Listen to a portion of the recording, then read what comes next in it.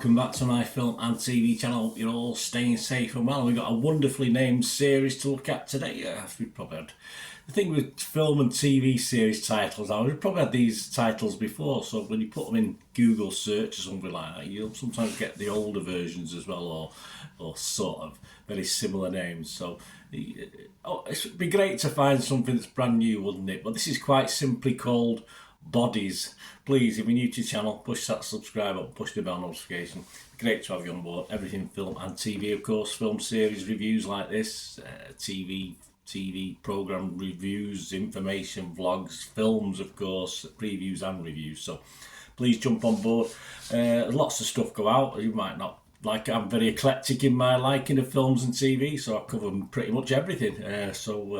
Anyway, dip in and see what you think. It'd be great to have you on board. And if you can give us a like, guys, a little thumbs up, be much appreciated. Yes, this is a crime thriller limited series. Yes, it did leave itself option for a continuation, if you like. This was created for Netflix by Paul Tomerlin, and it's based on the DC Vertigo comic and graphic novel of the same name. Yes, I've always liked the look of graphic novels, but I never sort of buy any. But hey, I used to buy comics when I was a kid. I perhaps think I shouldn't be buying them now. I'm not too sure.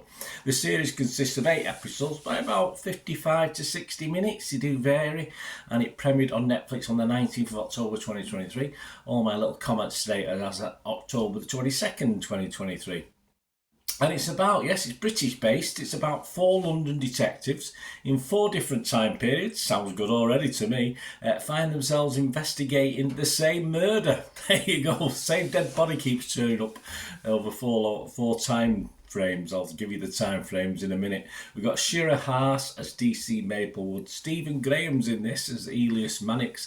Jacob Fortune Lawyer as D.S. Whiteman, Kyle Soller as D.I. Hillinghead, and Amaka Okafar as D.S. Hassan. And these are all the scores, as I said, at today's date, 21st of October, the 21st of October, sorry, a couple of days before I did this, 11 a.m. Rotten Tomatoes, there's no breakdown because they don't tend to do that with series. I'm not too sure why. I'm sure they could. 77% positivity. Metacritic gets 65% positivity. 7 reviewers, 4 were positive and 3 were mixed. So no negatives though, so that's good.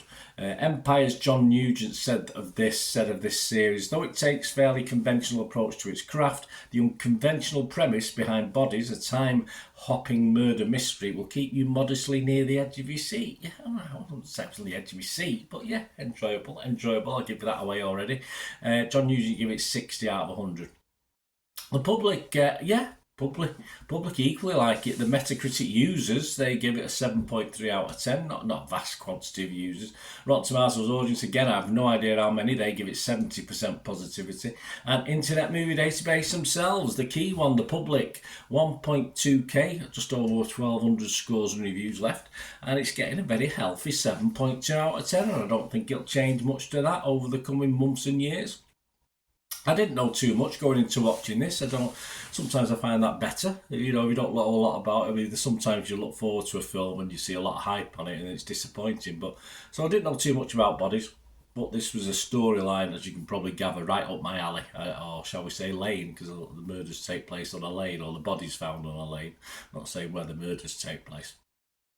And it's all about a naked human body that's found in the same Whitechapel location, which I've been to. Whitechapel a couple of times. Jack the Ripper pub. We had when I published a computer games magazine, there was a special one-off game about Jack the Ripper, and they did the presentation in the pub there, Jack the Ripper pub in Whitechapel. So I had to walk around Whitechapel near the market, near the meat market there. Yeah, so a naked human body was found in the same Whitechapel location over 4 timelines. So we go from 1890 to 1941 to 2023 now to 2053. Yeah, which was nice to see what things are going to be like in the future, isn't it? But it doesn't always work out like that, does it? The one found in the future, though, it has one difference. He's still alive, just about, for a while anyway, but that's part of the story.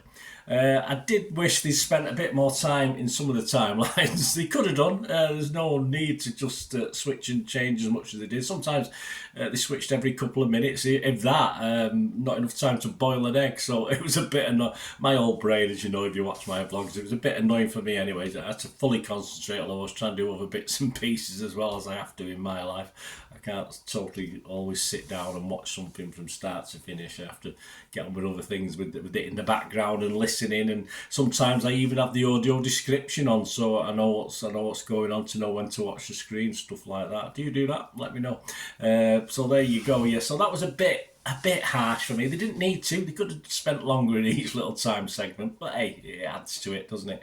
And of course, although I'm a big Star Trek fan back in the day, I've always been a big fan of time travel anyway. And although the time travel provides lots of anomalies, as we know, it's best to try not to think too deeply about the minutiae of it all, just as in Back to the Future. You love those films. Yeah, you can pull them apart. Of course you can dissect where something wouldn't work, but just go with the flow, just enjoy it. The series does a good job of releasing the twists and turns in a pretty organised way, apart from the time shifts, but don't doze off, because you may miss the thread or threads of stuff, so be very careful. Or don't watch it when you're very tired at night.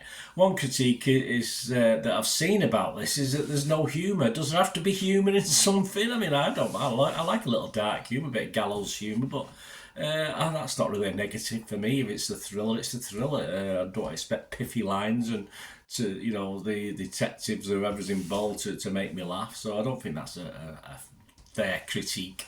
Episode 6 for me, yeah, because I didn't know how many episodes it was. So I got to episode 6, and I was thinking it was the final one. I thought, because it could easily have been the final one. Some threads seemingly were ended in preparation for a second series, perhaps, but it isn't over. You've got another 2 more, which definitely re-grabbed my attention, because it had been a good watch, and even the 2 extra episodes that I added to it were very, very interesting, and they were well worth the extra effort, as most things were eventually tied up nicely, if not believably all the time, as I said. But this is sci-fi. Some interesting characters that can probably stand alone in a follow-up series or series, who knows, but it left you that option, as you'd expect. So a nice story, a nice interesting story, as I said. A bit far-fetched, but hey, just don't worry about that. Just don't think too much about it. Just go with the flow.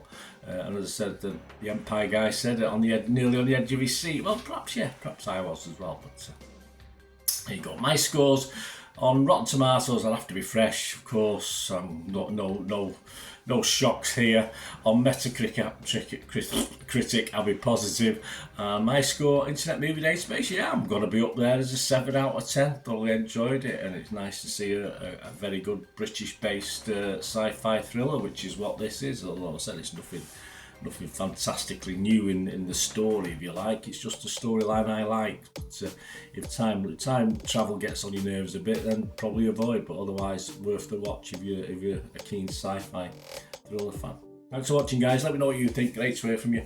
Till we meet again. Well, that's one thing, don't I? Please stay safe, everyone. Bye for now.